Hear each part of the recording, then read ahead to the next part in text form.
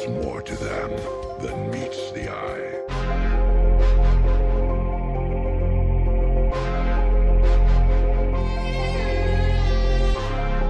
Yo, what's up? It's your boy Tori Kitty. Come and check out what guest I got with me on the Star Corner. Welcome everybody to another dope episode of the Star Corner with myself, Tori Kenny. With me today, I have Lunga Tshuka, which is something that I want you guys just to listen right now. The person that I have with me is a comedian, and you might not know it, but one of my favorite people to interview is comedians. Why? Because I'm someone that loves laughter. Laughter has healed me and my family. Has helped me and my family deal with so many tough circumstances in our life. I mean, we just love to crack jokes about every single thing, every single day. We don't go a day without laughing. So that is why, no offense to any of the rappers or singers that I interviewed. I love you guys too, but comedians just like, that's a whole other level. So welcome Lunga to the Star Corner. How are you doing today, sir? I am very well, thanks. And how are you, bro? I'm doing lekker, man. I just wrote an exam today, crushed that exam. And then, checked out some of your stuff, especially the I can't do that sound effects that you were doing, but that made me laugh this afternoon. Yeah. Oh, you're talking about the comedy skit that's on YouTube. Yeah. Yeah, with the Yeah, man. Yeah. I actually wanted to ask you, when did it start? Did you always know that you were a funny person, or did you always know that you wanted to pursue a career in comedy, or was it something that came later on in your life? With comedy, wow. Comedy only, something that came later on in my life. It was more so of, I would say, a peer pressure kind of decision that I made. Because like I always knew that I was funny among my friends, and at school and growing up, and like I always had a good sense of humor, and I was very animated in stories that I tell and all of that. So it was when I was working at Spades, which was my first job, straight after school. The colleagues that I had there, they were like, dude, the way you tell stories, like you have so much potential, you should be a comedian, you should be an actor. And I was like, nah, man, like I never really saw myself as a comedian. And they always just like kept on saying like, you really should go into comedy. And then I started doing emceeing.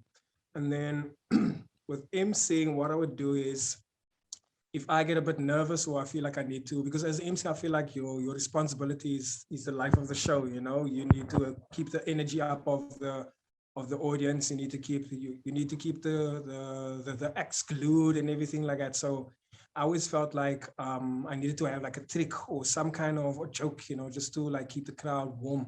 And then I used to do my little funny things, a little quirky things that I used to find funny, and I saw people actually enjoyed that. And then people would come to me again after the show and be like, hey, are you a comedian? Because we want to come to your shows. And I'm like, no, I'm not a comedian, I just do silly things every now and then.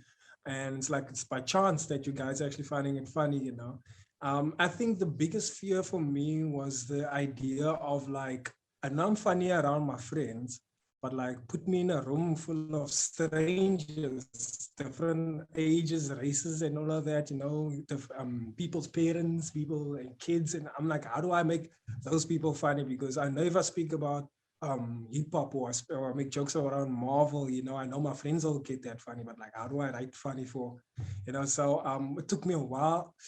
I eventually decided, you know what, too many people are telling me to do it, and started like, it became a thing of like, just like, I think I was having nightmares maybe. And then I just decided I'm going to write some material. And still, even after writing that material, I still didn't have like the guts to do it. So I was still a bit afraid. So I like let it lay for like 3 months up until I was at a braai, and then I spoke to a friend of mine, Ambrose, who's also a comedian. I spoke to him, and at the time we both weren't comedians. And I told him, I was like, bro, like there's this thing that's been weighing on me the whole time. My friends have been telling me I should be a comedian, that kind of thing. He's like, yo, bro, I'm getting the same kind of pressure from my friends. So I was like, cool, we're in the same boat. Let's do this together. And we did it together. We started back in 2012, and we never turned back. We never looked back ever since then. And now I'm here as a comedian. Wow, man. I wanted to ask, just to backtrack, what was your first MC gig? How did that come about? Was it maybe a dance gig? Not necessarily on dance in particular, but it was a kind of like a variety show where you got singing, dancing, acting, poetry. It was that kind of event with with the organization that I used to work for Spades. So we used to work in schools with school kids, and we used to have like annual events to keep obviously the program like very active and just to keep the kids like entertained, you know. So the annual events, some of the annual events was like called the Night Remember, which was a night of like a variety kind of show, just like I described, where the schools are competing, singing, dancing, acting, and poetry and any other talent that you have and you can put on stage. They would do that kind of thing. What happened was at the office, amongst us facilitators, you know, we would each year that the event would be hosted, we would go around and be like, okay, so you hosting this year, and then you are hosting next year, then you hosting. So it was going around like that. But when it came to me, they're like, oh no, we actually like the way that you host, so you can host next year again. So I was like, no, but like, what about the next people? And then they're like, no, we stay. And then they just kept me as an MC, but the only thing that they changed is that they gave me now a co-host, and the co-host would rotate, but they would keep me. And I was like, look, I put my heart on stage the first time because I thought I only have to do this once. But because it was so well done, they're like, no, we actually want to keep you. And I was like, no. And then that's how my emceeing started. And that was in 07. Yeah, 2007. And that's and the same story there. Ever since I did it the first time, I never looked back. I just kept on hosting different types of events, birthdays, corporate shows, private gigs, 21st, yeah, lots of different hosting events. So yeah, it's been a journey. And today, actually, I make most of my money from hosting in comedy. Wow, man. Wow. It's really inspiring. It kind of reminds me of the Steve Harvey story where he showed them at the Apollo. You know, he went there once and then afterwards they called him back and they continued to call him back and they brought his eyes to fame. And what you said, you left your heart out on stage. You know, I think that's an amazing thing we can all take, because in whatever opportunity, we never know what life's going to throw at us. And sometimes we look at an opportunity and you're like, let me just do it once. You never really know. Like, I mean, look at you. What happens if you just give it your all? I mean, since a young age, I've been told, and I think it's something I've tried to live up to. Even if I hate something, my mom's told me, try to give it your best, because you never know what's going to come from it. I wanted to ask your duo with your friend. How has that worked out? Are you guys still doing gigs together? How does it come in writing material with each other? How's that? We we very playful when we like hanging out with each other. We joke a lot and we just talk about a lot of stuff. Yes, we can get serious when it comes to like planning projects or skits or like something like that. But as for comedy, our meetings, for me, I would say hasn't been truly successful, because we're always just enjoying each other's company and not really brainstorming that much, because we have two different styles. For me, the thing is, I write the way I write my material. You know, I get inspired and I start writing and I write out the whole script word for word, like I'm saying. So good evening, ladies and gentlemen, will be in my script, you know, all of that. So that's how I write. And then I don't like I don't like rehearse, you know. I rather rehearse at home. Not even my partner sees like me testing, you know. So I'll do my own space and testing and testing. When you see it on stage, it's the first time I perform it, and it's the first time you do it. Because I don't like premature feedback, you know, when I'm not in my, because I trust that when I'm on stage and I'm in my full element and I'm excited and my energy is heightened, then tell me what it is, you know, then we can judge. Because if I knew like, I'm just doing it for my two friends now, I might not do it with the same energy that I would perform. And then they might take that energy and be like, no, you must try this and try that, you know, and then I'd actually go against what I'm actually trying to prepare. So rather let me do it, finish, full out on stage, and then you tell me like, you know what, you could have worked on this a bit or worked on that. And there's nothing wrong with that too, you know. You don't have to be absolutely perfect. It's just something that you said now, which is very important, that you give your best. You always do your best. And that's a quality that I've learned. I don't know, wow, this might be a little too old school for you, but there used to be a show called, I forget the name of the show, but it was a Missy Elliott show. She had like a show where she had aspiring rappers coming out on the show. And she would like coach them, and then they have like challenges, you know, almost like an idols kind of thing, you know. Then they have challenges, and every week they have to a different theme and all of that stuff. And then one of the challenges was that she let them perform in front of an empty, in an empty theater. No one there. She's the only one there. And some of the energy dropped, some of the energy, because they used to be like, oh, the crowd, they know how to rock a crowd and everything. But now when it was an empty place and they're used to communicating with Mr. Elliot, they felt like, I'm just, going to give you like a 50% of my energy. And one thing that I took from that is that she like, in any performance that you perform, where there's one person in the audience, if there's no one there, or just the owner or that kind of thing, or just you and the rest of the comedians, or if it's a corporate gig or a birthday party, or it's a free gig or whatever, no matter what, if you step on that stage, you give it your all. You perform like you're performing for the president. You perform like you're performing for the queen. You perform like it's your best performance. Yet don't hold back and feel like, you know what, nah, my next gig, I'm going to give them. I'm like, no, this is your moment. This is the time to be alive now. And this is the time to inspire and like hit people. So that's my thing. I've always, whenever you see me on stage, I always leave my heart out. I'm always sweating and I'm a bit drained, not drained, but like you can see like, I gave a lot of energy. And yeah, I think that, and with that principle, like it took me really far. It really, really took me far, and it separated me from a lot of other guys, not to compare really, but just in terms of when you get booked and what people say. People's like, oh no, and they're like, oh no, you this type of guy, you don't like these other things, or like we like you because of this, and it became like, no, your energy or the way you do things, that became like the highlight of what separates you from the rest of the guys, and that's what puts you in different spaces, I guess. Is that kind of how your name was born, the Energizer Funny? Yeah, absolutely, because like like I said, because I used to dance back in the day, I was gonna back answer. in 2003, up until maybe, yeah, maybe up until maybe 2006, I think. And so with the dancing and learning all of that, I learned a bit of beatboxing as well, because like I was very much include with the hip hop scene, so I used to go to this underground hip hop competitions and events and MCs, beatboxers and all of that. So with my emceeing, I would use those some dance techniques. Maybe I do a jazz split, or like, because I know my body through dancing, it was easy for me to like get into character, do little characters and that kind of thing. And because I have like energy from the dancing, and stamina, it's easy for me to be a little wild on stage every now and then. And the sound effects also helped me a lot. So the thing is that the feedback, the constant feedback that I always got from people is like, oh man, your energy is so amazing. Your energy, your energy. Always speaking about my energy. And then there was one time when I had to think of a brand, like, because I'm starting to get serious now with my comedy, and Energizer, like something like, the Energizer Funny, So I'm like, yeah, because, it speaks about my energy on stage, and I'm funny. So I'm like, cool, it's the perfect brand, the Energizer Funny. So that's how that became a thing.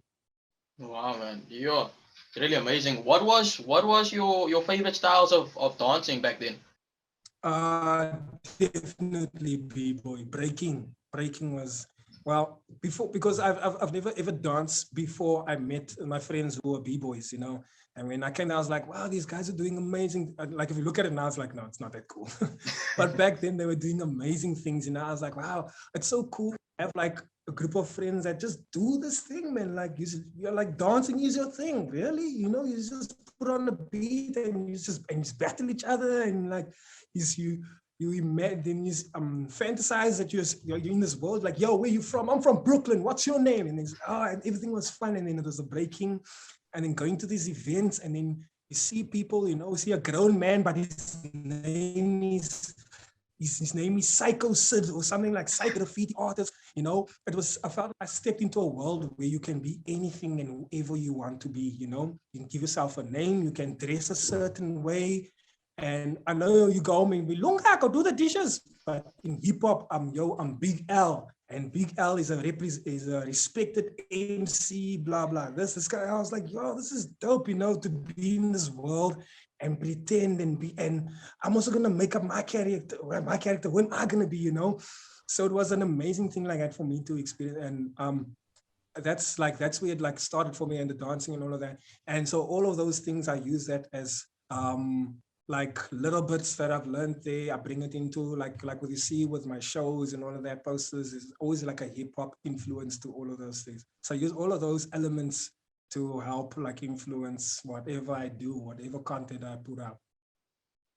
I was speaking to somebody actually a few weeks ago about that. Because I heard a sermon where the pastor said he was telling his son, it's always been in you. And I think it was Poskasi, and I told somebody else also when we were just speaking about, the arts. We never realize that the things that we do when we are younger, when we are a child, speaking about the Bruce Lee, and I'm gonna get into that Bruce Lee thing soon. But speaking about the Bruce Lee, what we're watching on Goku, the B-boys, and all that, how it actually builds up and comes and molds our character into the career, especially if you are pursuing a career in the entertainment industry. I mean, look at you saying the beatboxing and picking up on the dancing and how it helps you now make your performance on stage something else. I mean, it's easy for you to get into character because your body is already so used to moving into those certain types of movements. So yeah, man, that's amazing. And then what is else? Yeah, Woo! that dope, bro. Like Yeah, what do you say? now actually I wanted to touch on the thing that you said, like what you said the pastor said about the sermon, like these gifts were already inside of you. That's kind of like my testimony, like when I would say when I got my awakening or my activation of this is who I am and this is what I want to be. Because before that, I never knew that I wanted to be the person I want to be. I was just going with the flow mostly. I thought I was going to be a psychologist at one point. I thought I'm going to be a sketch artist at one point, like drawing sketchy. That's when I got my bam. I was like, whoa. And like having started to get visions, and in these visions, I believe that like God was communicating to me through some way, showing me the path that I'm supposed to be on, which I am on today. And one of the lessons and one of the messages was that you've always had this in you. You've always had these gifts. It's just a matter of you activating them. I mean, everything that you're doing now, everything that you think that you're good at, you've always had it in you. It is part of your name, part of your DNA, part of your build-up and your structure. So it's just about going out there and figuring out what is it that you have. What powers do you have, if you could put it in that way. So yeah, I just wanted to add that to what you were saying. I want to steal the clap. That was amazing because Oh yeah. yeah, what that's something that Steve Harvey was saying as well, and about Albert Einstein when you were saying about the visions that you're getting. Like Albert Einstein said, even imagination is everything. It's the key to life's coming attractions. There's so many times when we see these things in our mind, and because what the world tells us that it's impossible, it's not possible at all. But what you said, you felt like it was God talking to you in your mind, which is actually exactly what it is. If God is putting a business or something in your mind, it's something that you have to go and pursue. And at the end of the day, it comes where it just eats on you so much that you have no choice but to go and pursue it. You feel like you have to neglect it, but eventually have to pursue it. I wanted to also, so you said that you felt like you wanted to pursue a career in psychology. Do you feel like in some sort your comedy is some sort of psychology and some sort of healing to your audience? Yeah, I would say like not not direct, but to some extent, I would say it's some kind of psychology, because especially like with the content that you're putting out there. So I write about like things that I experience. My first debut of my one-man show was called These Are My Stories.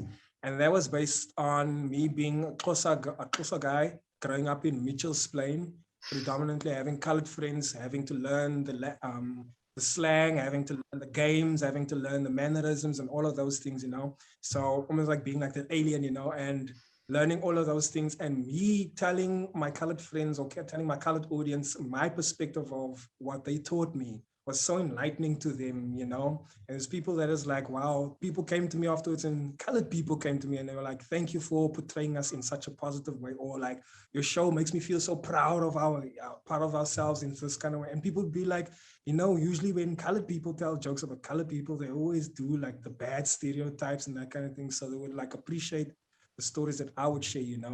So on that sense, like slightly, I'd like to answer your question, yes. And also the fact that we speak about things, like, for example, something that I used to be that used to be something that would make me sad back in the day is something that I can joke about today. Like, for example, like growing up a bit poor and you needed to, we only had one pair of sneakers or I had one pair of school shoes for years, you know, and to the point where the school shoes is opening up and it looks like teeth and all of that stuff. And it wasn't Buccaneers, you know. So or we get the fake shoes, you know, everyone had Heelys, we used to make it Neebies, you know, and then everyone had All Stars, we used to make it North Stars. That was something I used to be sad about and they used to make fun of me back then, but now I can turn it into a joke. So people like, you know, so we laugh at the things that used to bring us pain. So in that kind of sense also, you know, it's kind of like healing in a way, you know, or we were like, the country's so corrupt and all of these things. And then you see Trevor Noah go on and then he jokes about the corruption and you're like, you know what? It's actually funny when you take it from that perspective. So it does kind of help people with stress relief, I guess, to a certain extent. But not direct to be like, because I might be joking about shoes and you having relationship problems, you know. So it might not hit you, or you might just have a tough day at work, or, you know. So I wouldn't say it's direct like that, but on a broader scale of just laughing, you know, just changing your mood for the day. Maybe you had a shitty day, you come today and now you're laughing and you're somewhere in a good mood. You just want to buy 3 more drinks and then you're gonna go home, you know. So I would say on that scale. I mean, I can testify to that. I mean, my audience knows that I'm very open to it. About the passing of my dad last year, and I'm very open to the fact that my dad was an alcoholic. But as hard as it as me speaking, I probably never shared this part. You know, I always used to say my father was an alcoholic, was tough and that. But something that got us through when he was drunk, me, my mom, and my brother, and my sisters, we used to take cut of him, we used to laugh at him, like, you know, as like the next day, Yeah. we would like act out what he was doing to us the previous day, how stupid he was going on. Even Yeah. when last year when he passed away, just before he passed away from his lung disease, it was something so crazy. Yeah. We didn't know how to cope with the stress, and him now being immobilized at home, we didn't know how to cope with the stress. So he would gasp for air because his lungs were so weak. So sometimes you would be sitting and watching TV, and this bruh's coughing, and you're like, okay, I'm used to you coughing. It will go away. Then all of a sudden you then we like look like, what the hell just happened now? And we start laughing at him, and you could see a smile go on his face. So you know, that's how I was asking that, because I genuinely feel, to me, like laughter can definitely help you with tough situations.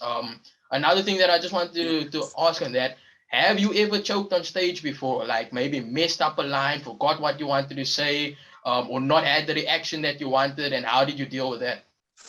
Okay, so not having the reaction that you want, usually we call that you're dying on stage when people aren't laughing. You know, your jokes are just dropping. You're working your butt off, and people are just like, yeah, you know, whatever. They are either on their phone or they're just smiling at you, or they like they're just not interested. Yes, that has happened to me. It doesn't always happen to me, because I would consider myself maybe lucky with the creativity of my content is always something that you're going to be entertained by.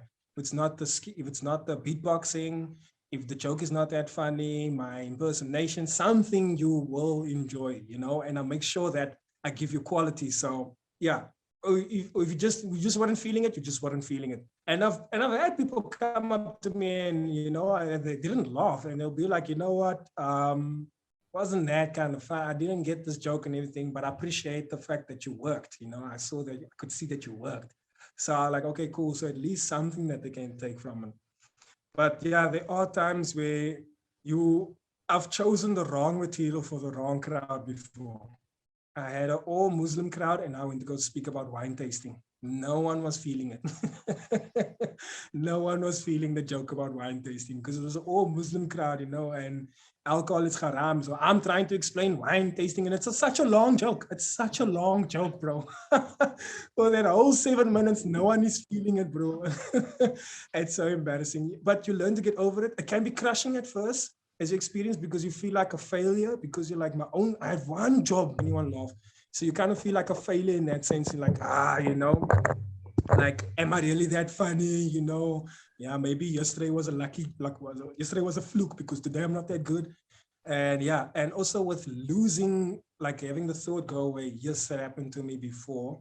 It usually happens when I test new material. I'll forget the flow because I don't go on stage with a book and I don't go on with notes or whatever. So I'd rather rehearse it at home. And then once I have it, I'll just go perform it on stage. So the nervousness of like, the thing is, I know some of my jokes are really good. And now with a new joke, you don't know if it's good or not. So with my good jokes, I'm more relaxed in delivering it. Like, yeah, then he said it. And then the lady came around the corner because I've heard people laugh once. I know that they're going to laugh at this point or whatever. With new jokes, you don't know if they're going to find it funny or not. So my energy is all over the place. I'm a bit nervous and anxious or whatever. And that can also make you forget some parts. I'm like, I forgot a punchline, or I forgot this, or even hit a blank. And then you're like, and in those moments, it's always just good to just be like, actually tell people like, well, I just hit a blank now, because people will laugh at that. Because if you're going to try and be awkward and be like, yeah, it's crazy or whatever, that makes everyone awkward. But we all make mistakes. So if we see you admitting to making a mistake, we're going to laugh at you. And that works. When people, like I've seen comedians be like, oh, I just said that joke wrong now, or I just forgot that joke, or I forgot that punchline. They're being honest, and people like fine, and sometimes you even get the clap. So you might be like, not so good. You just admit that you did a bad joke. People's like, woo, yeah. It's like, what you guys more entertained by me failing. You know what? I've realized that people appreciate it more when you are being real and you can admit to your faults, because like you said earlier, you don't like practicing something, you like to go on stage, so that it's much more authentic, and in that moment the crowd is experiencing exactly what you're experiencing.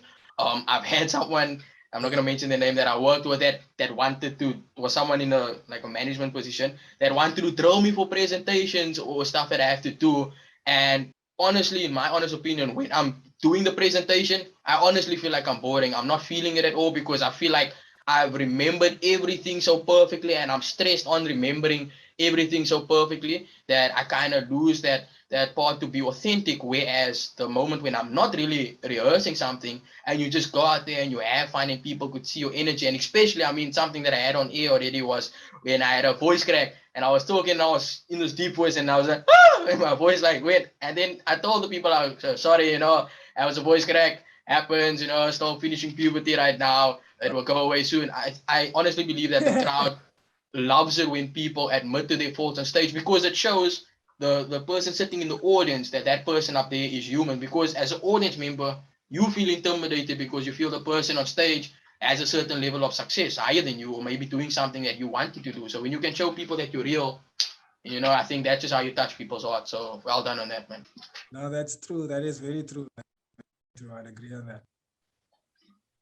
Sorry, guys, just wanted to sip. I don't want, I notice when my voice gets dry, you don't want another voice crack right over here. It's going to sound like I'm joining some high-pitched choir.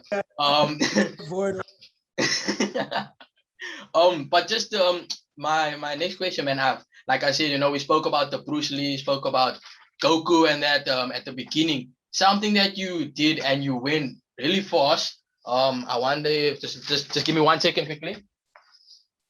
Oh.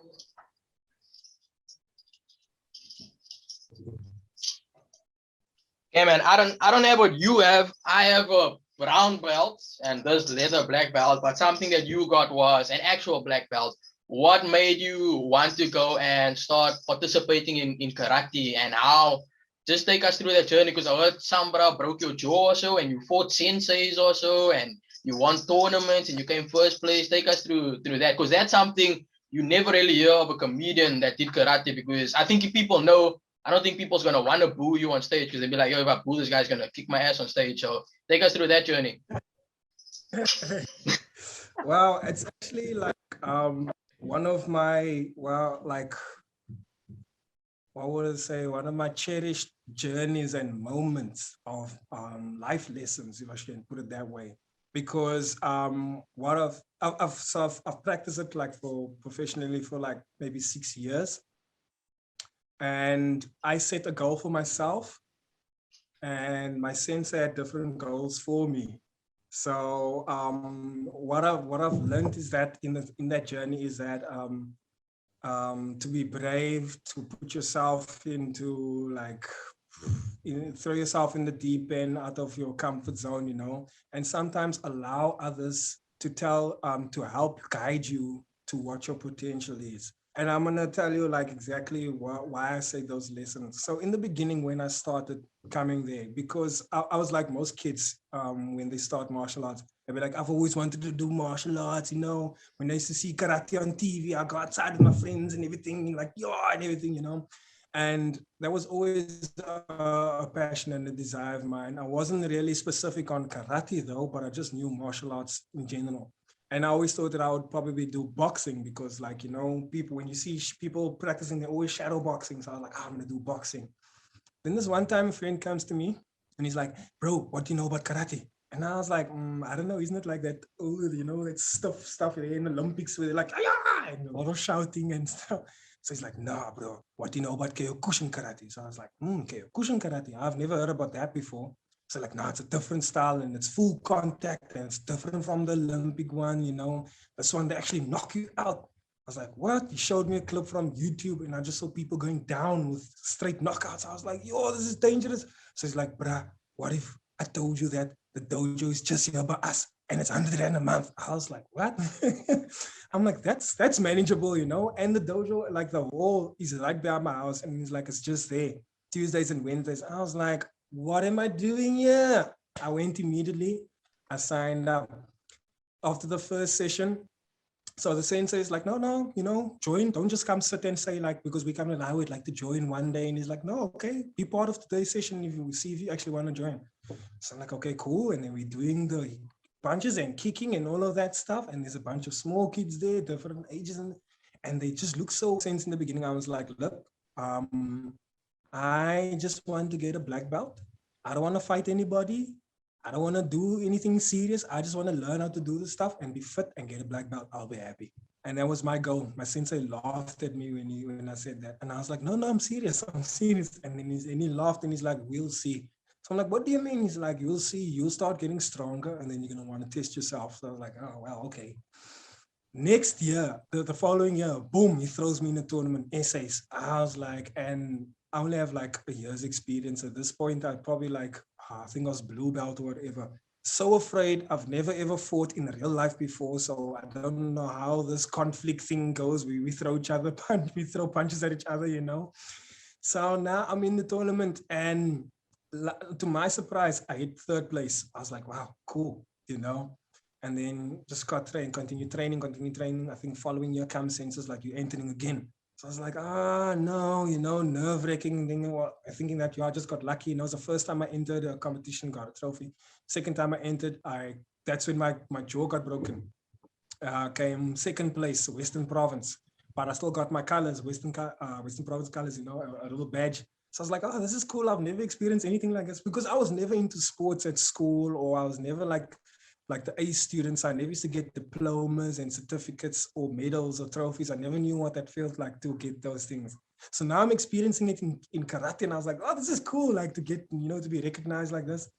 And then it was the year after that, I was like, oh, snap. I broke my jaw last year. Do I really want to do this? But I told myself, I came third for the first competition. I came third. The second one, I came second. If I enter now, I want to come first. And at the same time, it's like, I want to come first. So I'm conflicted by coming first. And I'm a bit afraid because they broke my jaw the last time. What if I get the same guy and all of these things, you know? So I'm like nervous and I'm like, okay, just push. And I nearly backed out. I told my friend, I'm going to go home. And he's like, nah, let's just do it, man. So I'm like, okay, cool. If I'm going to do it, I'm going to still push for first. It was a tough battle to first place, but I got first place. After that, the following year, Sensei comes and he's like, look, we're putting together an SA team to go to Germany, and it's going to be a World Cup thing there. You represent South Africa. You've been selected. And I was like, what? And I was like, yeah, I've been selected. I was like, no. And I was like, yeah, because of your points, you know, that you accumulated here by all the tournaments, that kind of thing. So just do it. I was so afraid. I was like, I don't know what I'm getting myself into. My first few times of thinking about it, or even month, I was like, nope, I'm not going to do this. And my sensei really got to me and he spoke and he's like, look, man, this is a huge opportunity. You know, when this opportunity came around, when I was in your space, you know, it was still different times, apartheid times. So people of color didn't get this opportunity. So it's going to mean a lot if you take this now. And also I want to go there and be there also with you, that kind of thing, you know? So I was like, wow, when you put it in that perspective, I was like, okay, this is bigger than just me, bigger than just what I want, you know? So I'm like, okay, I'm going to do this for my dojo and my country. And then next thing you know, in preparation for all of that, we're receiving our green and gold jackets. I was like, what's going on, you know? Because in my mind, I'm still like afraid. So I'm not really taking note of what's happening. We get to fly to Germany. We arrive there. I see it's a Kyokushin World Cup thing there. They flew in one of the guys from Japan who was a student of the original Ono, creator of the thing. So it's like a huge thing. And usually tournaments, they have like the small kids and, you know, and so they like cut down was only the best of the best. So I'm like, what am I doing here? I'm not the best of SA. So that was like a huge like experience. I did the thing. And then after my fight, I went straight to quarterfinals. I lost the fight, and then I was glad when I lost the fight because then I could relax, no more anxiety, and I could take in the experience, you know. And there was an after party and everything like that. Met fighters have been doing it for 30 years, and this time I'm only doing it like 5 years. And they're like, "Ah, man, they've been doing it for 30 years, 20 years, 10." I was like, "Oh, what are we doing here?" You know. But it was a really, really life-changing experience. Came back home, entered one more tournament, and I thought, okay, let me apply what I learned in Germany, you know, the fighting style, because they fought a lot different than what I was used to. So let me apply that fighting style. I came first, and that was my last tournament. And I was like, that's it, guys. I know when to bow out. I'm not going to have a good record, you know. I got these trophies, I got medals, I got the jacket, I got experience, and I got my black belt. So that's where I say, like, I got my goal that I was set, and the goals that my sensei set out for me was even bigger. But not knowing that those are things that I've always wanted, like the trophies. I wanted to know what it feels like to stand on the podium and stand there and be first. I wanted to know what it feels like to have certificates and all these things. And karate brought that for me. So that was like a really, really life-changing and a beautiful journey that I took for 6 years. My sensei has passed away since. But the teachings of martial arts, and today I teach. I have one student, but I'm trying to build it to doing like martial arts training and teaching. So, but like, yeah, it's the principles about it, just the ability, the things that I've wanted, I've got, you know, and got so much more from that experience as well. So yeah, I usually use that when I go do a motivational speech. You know, I usually tell the people because about the lesson of putting yourself out there in places that you're afraid of, you feel like you're gonna fail, but you just do it anyways, and you never know, you know, what you achieve it, and also allowing other people to push you. Because sometimes people push you in the right direction because they see your potential and you're like, nah, I don't want to do it. And like, you should actually do this, you know, go for it. You tried. And you tried, and then you're like, oh my word, you surprised everyone. You know. And so yeah, those are the lessons that I took from that journey. I hope I didn't speak too much. No, not at all.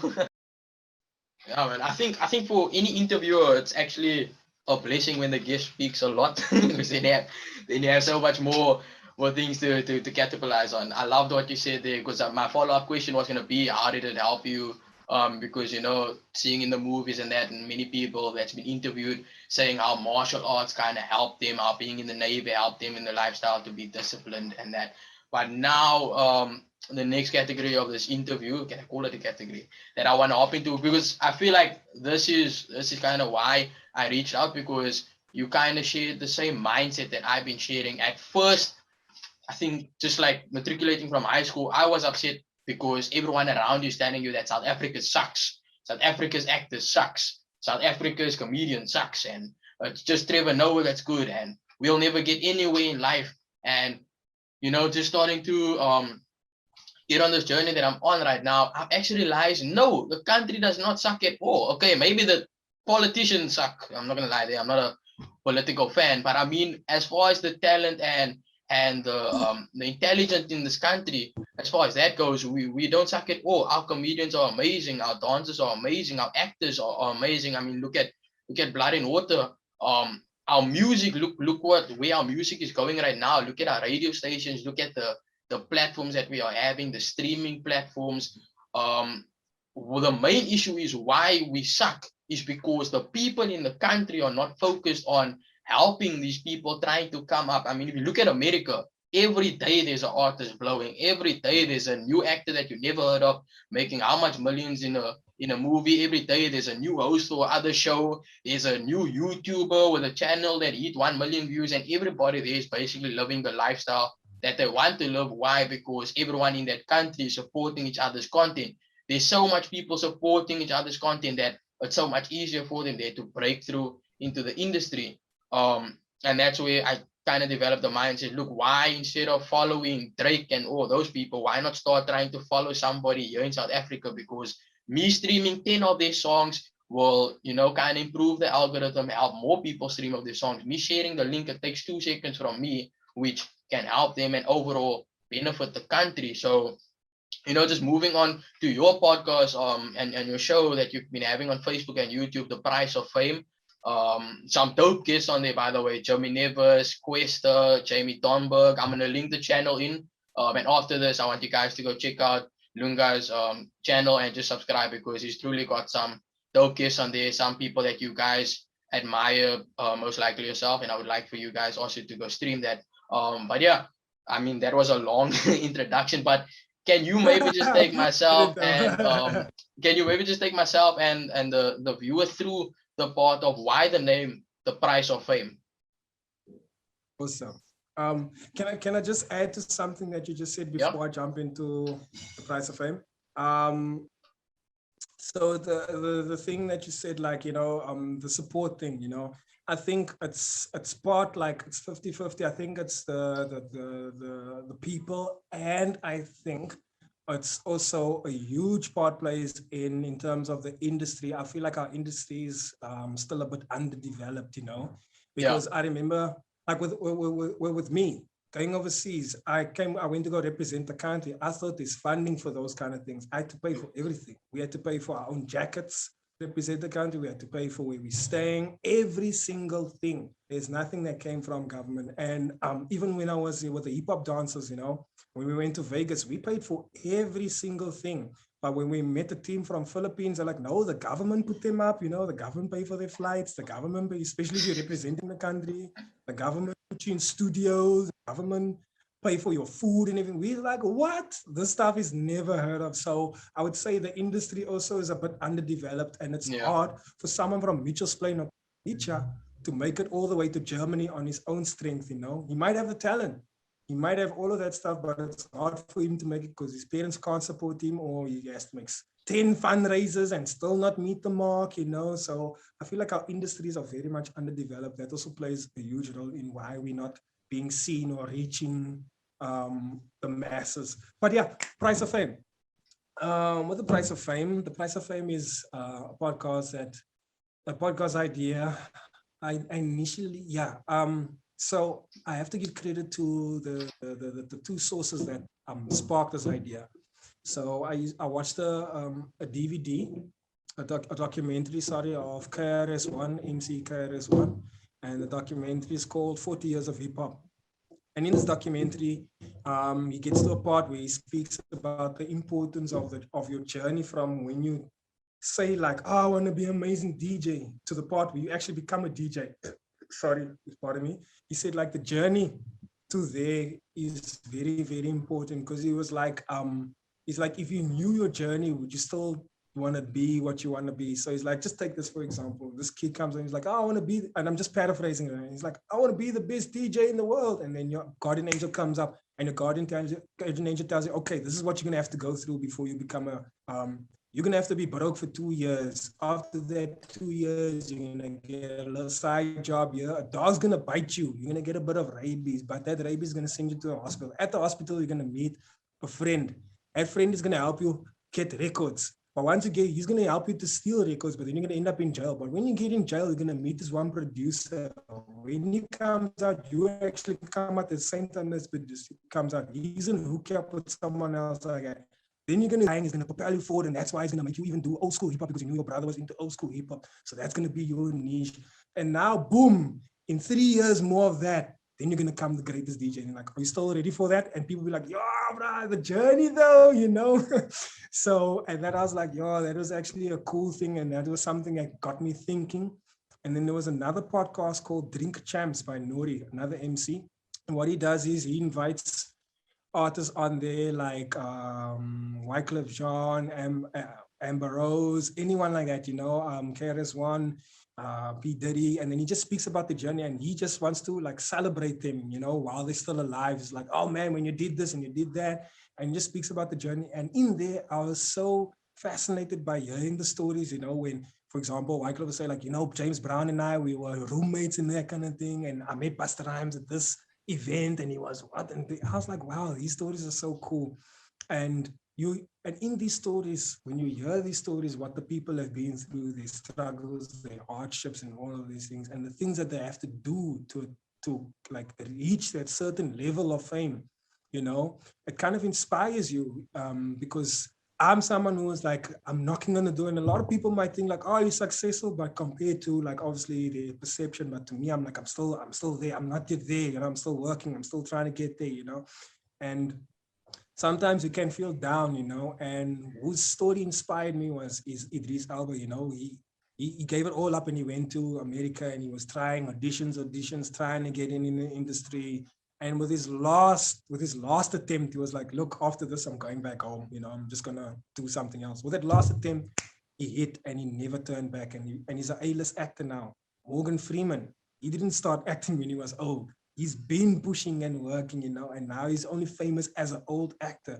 So I was like, who am I to complain now in my journey, What if I must still go a bit further, And just hearing that story about them made me appreciate them and admire them more. So I was like, what if I could do that for some of our celebrities? If we heard their stories, people that came from where we come from, people that look like what we look like, and we think they're so amazing and they're so famous, and we think that their life is so perfect.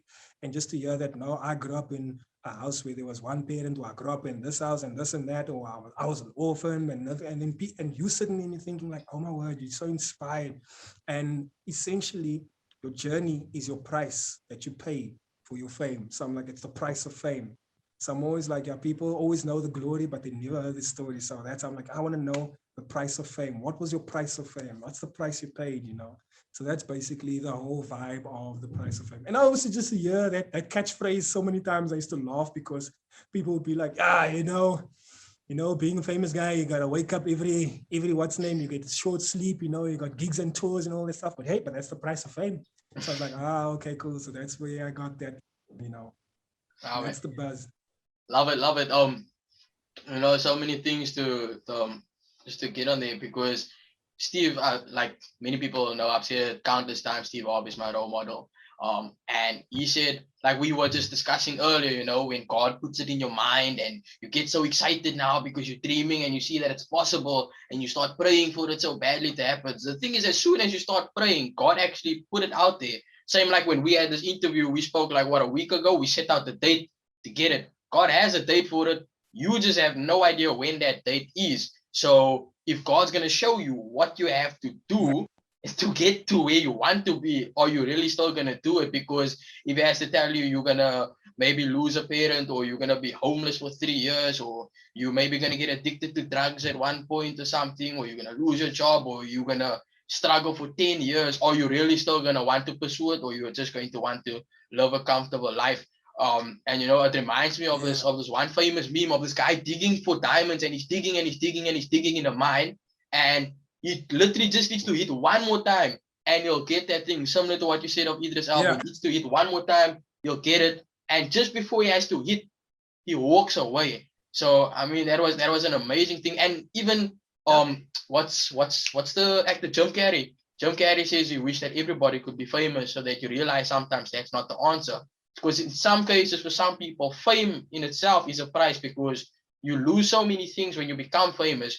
You lose your privacy. Like you said, some people lost sleep, which is why I used to get so frustrated in school when I used to ask some people, so what is it that you want to be when you get out of school? And people are like, oh, I want to be famous. I said, yeah, but what do you want to do? Because in order to be famous, you have to do something that you're passionate about, something that you love. You can be a famous CEO. Someone that's famous is not necessarily someone that's a singer or a comedian. It can be a CEO, it can be a philanthropist, it can be a doctor.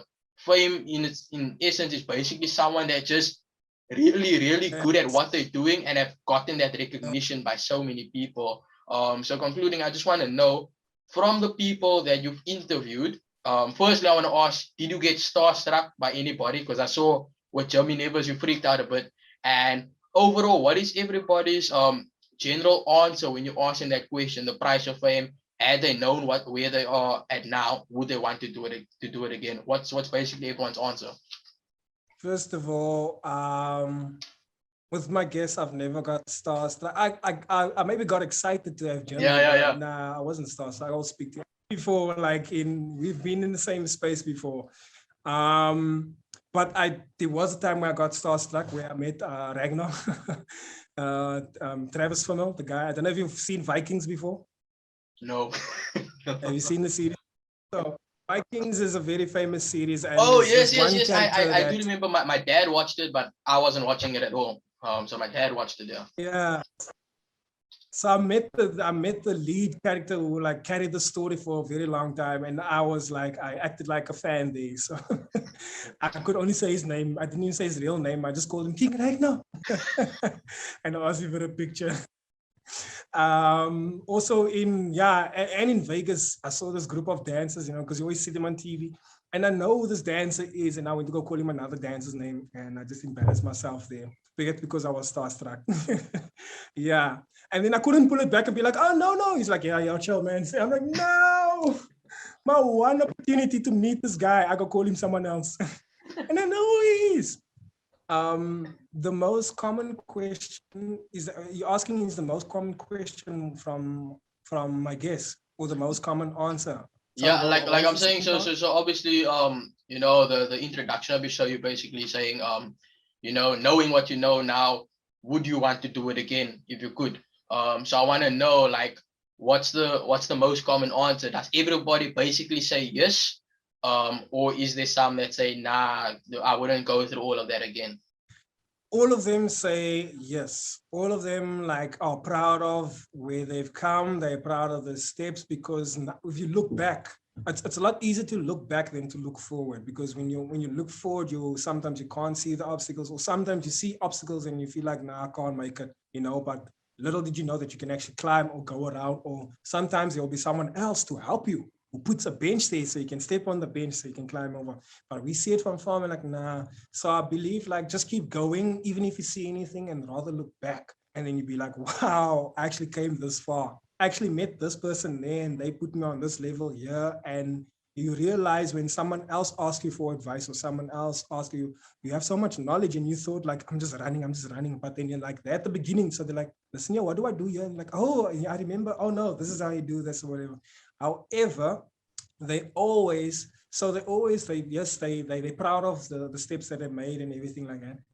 However, sometimes they always say that they wish they did this a lot sooner, or they wish they learned about this a lot. So a lot of them maybe speak about learning about the financial education, because they learned about it later in their life, or they wish they stood up for themselves a lot sooner because they allowed other people to make decisions for them for a great period of the beginning phase of their career. So those are the only things that they'll say, I wish I did this. Or sometimes they will comfort themselves, because I tell them like, you're going into a time machine and you're going to speak to the younger version of you.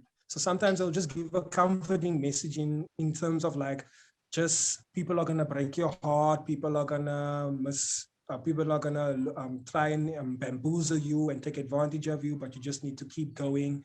So sometimes they give such messages to their younger selves, then you kind of like get an idea of like how it started out for them, or where their mistakes were, or what they would have done better if they could do it again. So it kind of gives you that kind of perspective. But that's the only thing. Yeah. So most of it is like, no, they're proud of their steps. And the only thing that would be the difference is the comforting messages that they would give to the younger selves. What message would you give to your younger self? Believe in yourself, bro. The ideas that you're pushing to the back are genius. And the minute you start, thank you for actually asking me that, because no one has ever actually asked me that before. But I thought about it so many times, and I was like, believe in yourself, just believe in yourself. Like if I were to see the younger version of me, I would be like, bro, life is amazing. Just believe in yourself. The sooner you do that, the sooner you listen to your intuition, and the sooner you do that, and because I doubted myself for the longest time, because I used to be bullied when I was younger because of being like the only black boy, and used to be like all the other black kids that used to bully me as well, because I don't speak Xhosa, because I grew up in Mitchells Plain, so I only speak English and Afrikaans. So they used to see me as an outcast, they used to see me as a foreigner, that kind of things. And this is from my own Xhosa fellow people, So yeah, I used to get like a little bit teased here from my colored friends, but I was always, for most of my childhood life, I was just trying to fit in cliques all the time, fit in, fit in. So I dumb my light so I can fit in with you guys, so that you can accept me, so I can have friends. And then I move on from them and dumb my light here, and then I say, and then the minute I started shining my own light, that's when I started attracting proper people, because those people, they just bring it down anyways. So the minute you like started shining my own light, believing myself, listening to my own thoughts, creating content, putting myself out there for the world to see who I am, and not just see me as the clique or the friends, like who's Lunga. The minute I started doing that, that's when I started to experience magic and the best versions of myself. And yeah, it's put me in places, and I never stopped growing, only because the flip was I started to believe those my intuition and my voices inside. Because back then you're like, nah, I don't want to do this. My friend's gonna say it's stupid. Someone was like, come do this, like for example, I'm a comedian, and then a rapper comes like, listen, I want to collaborate you with on a track, man, just to be funny or whatever. Then I think, no, what my friend's gonna say, nah, my friend's gonna say, nah, don't be stupid. And that's what I tell a friend, nah, I don't want to do it. Deep down, I actually want to do it. And now when you actually go there and you collaborate with a person, you come up with a masterpiece, and you're like, next thing you know, you're inspiring other people. But you never know, because now you rather think like, now you doubt yourself. So the message I tell the younger version of Lunga is, you are awesome. The fact that you're different is actually the best part of you. And the sooner that you learn that, and the sooner that you believe in yourself, the world is amazing. The world is your oyster. Nah, man. Yeah, 100%. Yeah. What would you say overall with the beatboxing, the dancing, the emceeing? Sorry, I forgot to ask you also about the acting, because you did some gigs and that. What would you say overall, out of everything that you've done in your career, what would you say is the top three that stands out for you? The top three things, including karate and all of those stuff. Everything. I would say is comedy. I would say comedy, because comedy, I can literally bring a bit of dancing, bit of emceeing, bit of beatboxing, bit of anything, bit of acting, bit of voice manipulation. All of that I can bring into comedy. So it allows me to tap into all of those things that I used to do, which I don't really do so much now, but I can tap into it and still like bring it in out. So I'd say comedy. I would say my martial arts, that plays a huge role in terms of, I always believe mind, body, soul needs to be aligned to be in a good space, So when I'm fit and when I'm working out and I'm hitting the gym and all of that, somehow it makes me produce good thoughts, and I'm more motivated and positive, and then from there, I just want to drink water and I want to eat more healthy. So from physically to mentally to what I take in, so it's like a whole 360. So I take a lot of pride in working out and staying fit, because it doesn't only just make me look and feel good, it also balances me out, keeps me in a good space. And then the third one, out of all the things that I do, comedy, karate, I would say skiing, snow skiing. That's something that you probably didn't know. So I saw I have that. I have a brother that lives in Boston with his family. He's got a wife and two little beautiful girls. And I would go up there to go ski with them every December time, and we go skiing. That for me, like the experience of just doing something completely different, completely wild, and just finding fun and thrill, and like skiing for me, the only thing I associate with skiing is just fun and experience, fun and experience. So that's that's what I believe in, fun and having and experiencing life with a smile and doing things and having your adrenaline pump and all of that, anything that gives you that sense of feeling. That's why people dance, or that's why people sing or do what they do, because you get that feeling. So the other thing that gives me that thrill, is definitely skiing. So those are my three: comedy, martial arts, and skiing. Yeah. Closing question, as someone that is pushing in the industry, someone that has taken that initiative to have a show where giving artists that platform, and you gave me good insight speaking about the government, because that was something that I forgot about, the funding and that, which I know we are very underdeveloped, our country. It's like we like 5 years behind the rest of the world. What can the spectators do, the people within South Africa, what can they do in order to help the entertainment industry overall? I think as a spectator, I think it's very crucial and important for the guys to always do what we're always saying: like, share, subscribe.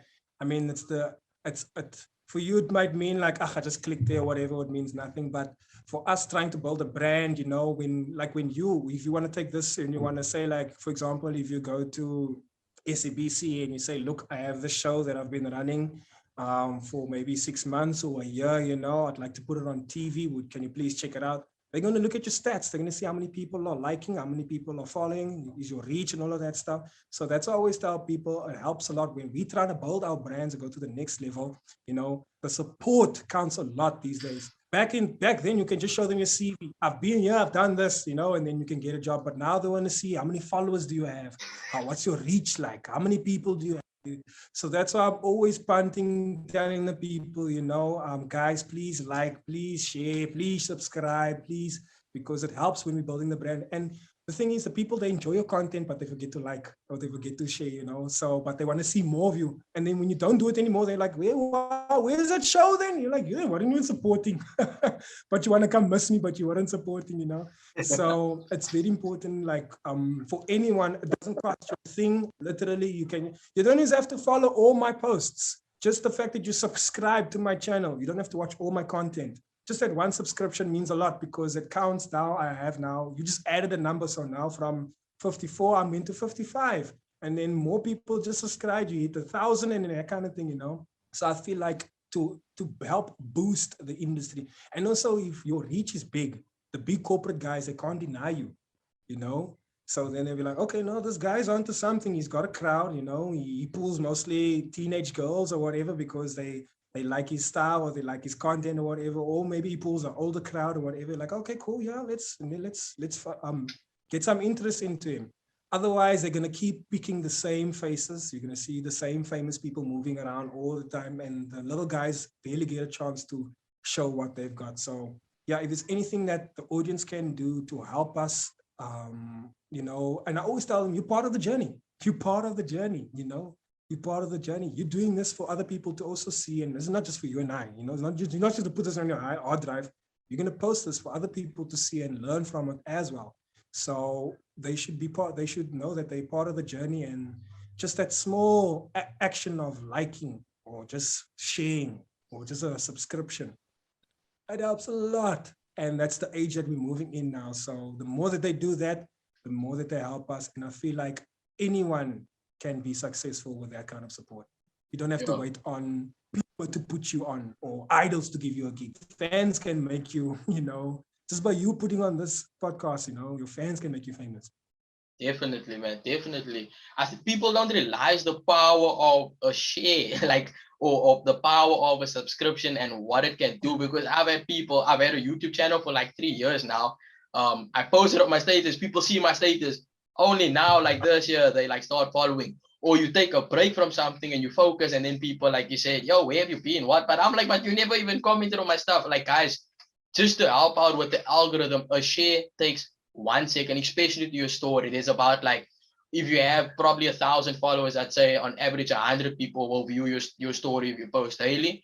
Of that 100 people, 10 of those people can come to that person. And you never know, like you said, from Mr. Elliott performing in front of one person, you never at all know who's going to be the person that's going to see that other person's post. And if you are too lazy to comment a long sentence, just put a lit emoji. It still helps with the algorithm. Just a bunch of flames, a bunch of thumbs up, some emoji, it helps with the algorithm. But in conclusion, I just want to say, Lunga, thank you so much for chatting with me on my show. It means a lot. I've had so much fun chatting to you, getting to learn a bit more about you and your story. And thanks for your insight and what you are doing for the country. And I just want to ask the guests just to take a call of action right now. I mean, ask the viewer to take a call of action and to go and subscribe to Lunga's YouTube channel, which I will link in my description, and follow him on IG and Facebook as well. Yeah, and check out all the artists. If you guys ever wanted to know the story, it's gonna be there. It can't be up there, but it's gonna be there. If you guys ever wanted to know the dope stories of some of the dopest people in this country, go and check them out on his page, man. Check them out on my page also. I got dope people here as well. Don't forget me also. But I mean, just try your best to go and support as much people as you can in this country, because with that it will definitely help so much. Okay, somebody's trying to message me right now. They can wacht, is onbeskof, ek is besig, ek is amper klaar. But yeah, anyway, that's it on me. Thank you so much, Lunga. Tariq, thank you, bro. And like big ups to you for the show, my man. Like I'm not, some people might see you as a young blood, but what you're doing is actually big moves, you know. So big ups to you for doing this. Keep going, bro. It can only grow better from this. I started also where you starting, and so that's why I know I can be like, yo, just keep doing this. And may the people support you and uplift you as well, you know, and let's just keep growing together and let's make this industry amazing. So thank you for the opportunity and giving me the chance to share my story and share some things that I've never gotten a chance to ever share yet. So thank you for that, bro. Oh man, blessings, man. Have a great day further. One love. You too, bro. Cheers.